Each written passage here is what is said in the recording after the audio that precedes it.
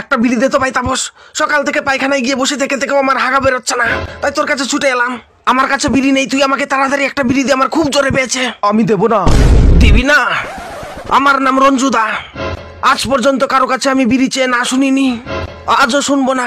বিড়ি তো তোকে দিতেই হবে, প্রয়োজন হলে জীবনের শেষ বিড়ি। বল বিড়ি দিবি কিনা বল। না দেব না। ও দেখ তাপস, আমি তোকে শেষবারের মতো বলছি, বিড়ি দিবি কিনা বল। না, আপনি আমাকে মারতে মারতে মেরে ফেললেও আমি বিড়ি দিতে পারবো না রঞ্জুদা, বিড়ি আমি দেব না। দিবি না?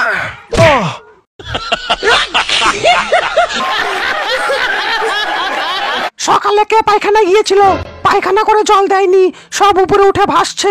আগে গিন্নিমা, আমি তো কিছুই বুঝতে পারছি না। এই কাজ ছোট বাবু ছাড়া আর অন্য কেউ করেনি। ছি, পায়খানা করে জল দিতে পারিস না? ছ্যা। এখন থেকে দেখছি পায়খানাগুলো তালা মেরে রাখতে হবে। মা বিশ্বাস কর, আমি পায়খানা করিনি। মা বিশ্বাস কর, আমি পায়খানা করিনি। আজ সকালে পায়খানা গিয়ে দেখি জল দেওয়া নেই, সব প্লেটের উপরে জিলাপির মতো হয়ে আছে। এটা দেখে আমার ঘেন্না হচ্ছে, ঘেন্না।